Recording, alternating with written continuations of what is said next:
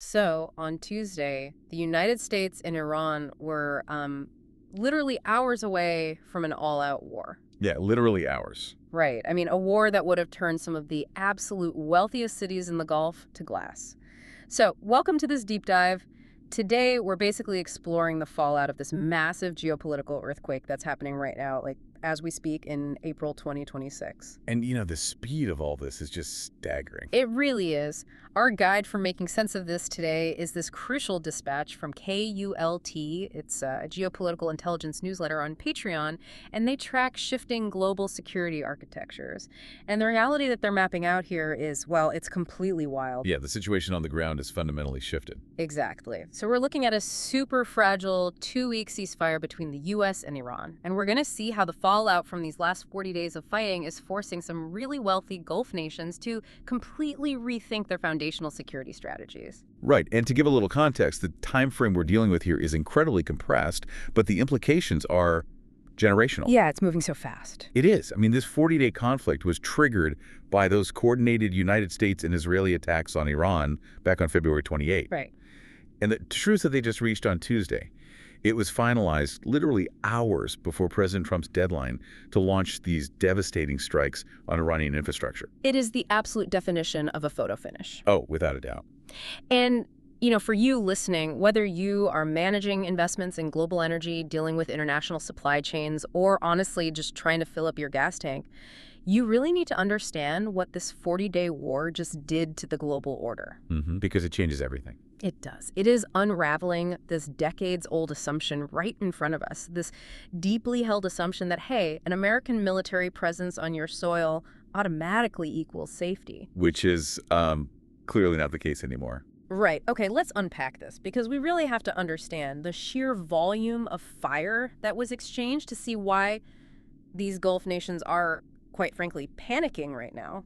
Yeah, the numbers on the ground are almost hard to process. They absolutely rewrite our entire understanding of modern air defense. You really do. So the KULT dispatch gives us the raw data on Iran's retaliatory campaign. And if we just look at the United Arab Emirates Ministry of Defense data, this is as of April 4-day, the scale is just astonishing. Like genuinely mind-boggling numbers here. Exactly. In the UAE alone, their systems intercepted over 500 ballistic missiles. Wow. They intercepted 24 cruise missiles, and they took down more than 2,100 drones. Wait, over 2,100 drones? Yeah. Over a single Gulf nation in barely a month. In just over 30 days, yeah. That is just nuts. I want to talk about the mechanics of that defense for a second, because it really exposes the whole flaw in this current security model. Right, the economic side of it. Exactly. The U.S. and its Gulf allies, they rely on these highly sophisticated, incredibly expensive interceptor missiles, like, Patriot batteries or THAAD systems. Top-of-the-line stuff. Right. But they are firing multi-million-dollar interceptors to shoot down these Iranian Shahed-style drones that cost, what, maybe $20,000 or $30,000 to build? Yep, pennies by comparison. It's like you're trying to swat a swarm of mosquitoes with a solid gold sledgehammer. That's a perfect way to put it. Right. Yep. Eventually you run out of gold, your arm gets super tired, and you know what? You're still getting bitten. Exactly. Even if your interception rate is like 95%, the sheer math of asymmetric warfare means you just lose the economic war of attrition. You just can't keep it up. No, you can't. And that economics of interception is exactly where the U.S. security umbrella starts to really tear. You cannot sustain a defense where you spend $100 for every $1 the attacker is spending. It's completely unsustainable. Right. And, that 5% of munitions that do manage to slip through the net, they cause catastrophic damage. Yeah. Relying on data from the New York Times and the International Energy Agency, the dispatch really goes into the human and infrastructure toll across the 6 Gulf Cooperation Council states. And it's grim. It is. At least 15 civilians were killed. And these were primarily the migrant workers who basically formed the backbone of the region's labor force. Which is just tragic. And beyond the human toll, the strikes on critical infrastructure fundamentally alter the risk calculus for these nations. Absolutely. Like the source details hits on airports, luxury hotels, Right. and critically, a major desalination plant. Which, if you think about it, in cities like Dubai or Doha, the desalination plant going offline isn't just like an inconvenience. No, it's an existential threat. Exactly. These desert metropolises often only have a few days of municipal water reserves at any given time. So a synchronized strike on water infrastructure puts a literal ticking clock on the survival of a city of millions. It really does. And that vulnerability extends straight into the heart of their economies, too. Yeah, talk about the energy sector hits. So the International Energy Agency reported that at least 40 energy facilities suffered extensive damage. This is across Saudi Arabia, Qatar, the UAE, and Kuwait. 40 distinct facilities, that's massive. Right. When 40 distinct facilities take hits, you aren't just looking at local outages. You are looking at systemic, global supply chain disruptions. Definitely. The Omani foreign minister, Badira Obaidi, described the situation as an acute vulnerability. And he's right. This isn't abstract wargaming anymore. No, it's very, very real now. Yeah. The physical damage translates directly into this profound political realization happening inside the diplomatic war rooms of Riyadh and Abu Dhabi. Which perfectly brings us to the analysis from the research organization Dawn. Because they put out this assessment that just captures this pivot perfectly. Yeah, their report is crucial. What's fascinating here is how Dawn frames the American role. They concluded that the U.S. military presence, which has historically been sold as this ultimate protective shield. Right, the big insurance policy. Exactly. Yeah. They argue it has de facto transformed these Gulf states into forward operating platforms in a conflict they cannot control. Forward operating platforms, wow. It's a heavy phrase, right? It really is. Because it implies that the host nation has basically just become a launching pad for someone else's strategic objectives. Right. The realization sweeping through the Gulf leadership is that the whole deterrent effect of hosting U.S. bases has just completely failed. Well, wait. I want to play devil's advocate here for a second for the listener. Okay, sure. Because, I mean, for decades, hosting an American base was considered the ultimate insurance policy. Are you, or is Dawn saying that the premium has finally gotten too high for these wealthy nations? Basically, yes. The presence of those bases didn't prevent those 500 ballistic missiles from being fired. In fact, in many ways, it provided the very target coordinates for them. Okay, I have to push back on this narrative a little bit, though, because the Gulf states have incredibly limited indigenous military capacity, right? Sure. Their armies are largely equipped for internal security or maybe regional interventions. They are not built for defending against a massive ballistic missile power like Iran. No, they aren't. So they can't just kick the United States military out without rendering themselves totally defenseless. Like, are we really supposed to believe they're willing to risk absolute vulnerability just to make a political point? Well, no, it's not quite that dramatic. They aren't going to hand Washington an eviction notice tomorrow. But they are radically changing the terms of the lease. Okay, that makes sense. They are recognizing that absolute reliance on a single guarantor is just a strategic failure at this point. Anwar Gargash, he's the diplomatic advisor to the UAE president, made this super explicit. What did he say? He told Euronews that a simple return to the status quo, like how things were before February 28, is just impossible. Wow. Yeah. What the UAE and others are demanding now is a broader security architecture for the region. Okay, so it's not about expelling the U.S. entirely, but more about acknowledging that the current American hardware, the whole strategic posture, just completely failed the stress test. Exactly. Gargash is laying out demands for new weapon systems, the establishment of regional norms of conduct, and a stable mechanism for maritime navigation in the Strait of Hormuz. They're looking up at the holes in the umbrella and deciding, you know what, we need to source completely different materials here. That's spot on. And a global shopping spree has actually already begun. It really marks a historic shift in how defense procurement works in the region.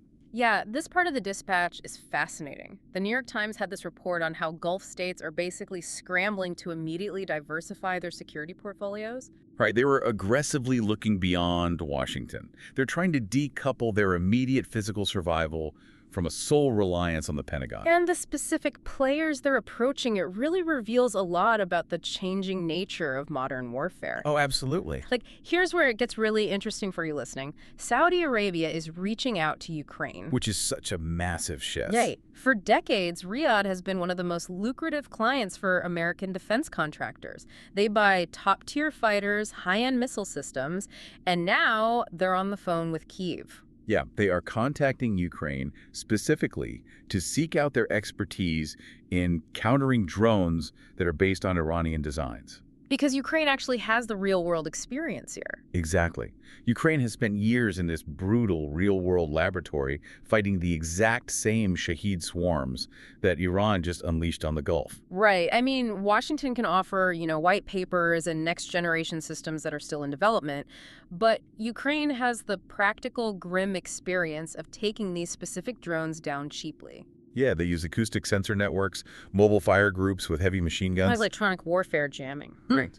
Saudi Arabia is finally realizing that to win a cheap, asymmetric war, you need asymmetric tactics, not just more multi-million-dollar Patriot missiles. It's just ruthless pragmatism. Saudi Arabia is prioritizing field-tested knowledge over their traditional diplomatic alliances. Definitely. And this diversification strategy isn't just Saudi Arabia, it's a regional trend. Like, the United Arab Emirates has formally sought assistance from France and Australia. Which is super interesting. Reaching out to Australia signals this desire to bring in middle powers, right? Countries that possess advanced technical capabilities but don't carry all the heavy geopolitical baggage of a superpower like the US or China. Exactly. And several Gulf states have also approached Italy to procure anti-drone and anti-aircraft systems. So they're spreading it all out. Yeah, by spreading their defense contracts across European and Indo-Pacific partners, they really dilute the leverage any single nation has over them. Specifically the United States. Precisely. If one partner becomes a liability or, gets tied down in some domestic political crisis, the Gulf states still have operational air defense networks. It is a total scramble for resilience. And, that scramble is colliding with the bizarre kind of contradictory reality of what's happening in the global markets this very week. Oh, yeah. Wednesday was a trip. Right. We have this fragile 2-week ceasefire announced on Tuesday, which stops the clock on the Trump administration's strike deadline. But then Wednesday was just a masterclass in cognitive dissonance. It really was. The dispatch details how the skies were absolutely not quiet on Wednesday. Even as all these diplomats were celebrating the truce, the missiles just continued to fly. That is just terrifying. Right. Active interceptions were reported across the United Arab Emirates, Qatar, Saudi Arabia, and Bahrain. Gee. The military reality on the ground was just lagging significantly behind the political declarations. So if you're listening, I want you to put yourself in the shoes of a sovereign wealth fund manager right now, or maybe a global investor. Yeah. Your screens are flashing red with alerts about ballistic missile interceptions happening right over major financial hubs. Right. The logical reaction would be massive capital flight. Everyone should be pulling their money out. And yet the exact opposite happened. The UAE stock markets actually rallied. Yeah, heavily. They opened more than 8% higher on Wednesday, while the physical airspace above them was still a literal combat zone. It's wild, but that 8% rally is basically the market aggressively pricing in hope. Hope. Wow. Yeah. There is an immense weight of capital tied up in the Gulf. We're talking trillions of dollars in real estate, infrastructure, and energy markets. Right.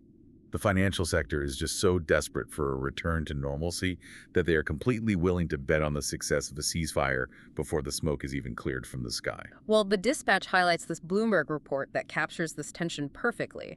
There was an Abu Dhabi fund executive who literally booked the very first flight back to the Emirati capital the second the truce was announced. Yeah, diving right back in. Exactly. He is jumping back into the market, basically betting that the worst is over. But meanwhile, you have this vast pool of institutional investors who are staying entirely on the sidelines. Because it's still too risky. Right. They refuse to deploy capital until they actually see if this truce holds, because at the end of the day, their assets are still effectively in the crosshairs. And that tension between the capital rushing back in and the capital waiting nervously on the margins, that is the tightrope the entire global economy is walking right now. And the balance of that tightrope hinges entirely on the diplomatic machinery that's currently spinning up for Friday. Right, the negotiations that are moving to Islamabad, which is a fascinating mechanism in itself. Like, why Pakistan? Why is the architect of this fragile truce the Pakistani Prime Minister Shehbaz Sharif? Well, Pakistan occupies a really unique and often quite precarious geopolitical position. And that actually makes it the perfect mediator for this specific crisis. How so? First, they are a nuclear-armed power that shares a direct and often very tense border with Iran. Okay, so proximity and power. Right. But at the same time, Pakistan's economy is deeply intertwined with the Gulf. They rely heavily on financial bailouts from Saudi Arabia and the UAE. Plus, millions of Pakistani expatriates work in those Gulf nations. Okay, so Sharif has Massive skin in the game here. If the Gulf economies collapse under missile fire, all those remittances flowing back to Pakistan just dry up, and his own economy faces ruin. Exactly. He's highly motivated, and he also has these long-standing military and intelligence ties with the United States. Honestly, he is one of the few leaders on the planet right now who can get Washington, Tehran, and Riyadh to pick up the phone simultaneously. That makes a lot of sense. Yeah. So he invited delegations from both the United States and Iran to Islamabad to formalize this ceasefire. But if we connect this to the bigger picture, the vital context here is that the Islamabad talks are just treating the symptom, not the disease. Because they're only focused on stopping the immediate exchange of fire between the U.S. and Iran. Exactly. They are completely ignoring, or at least not addressing, the Gulf states' newly discovered vulnerability.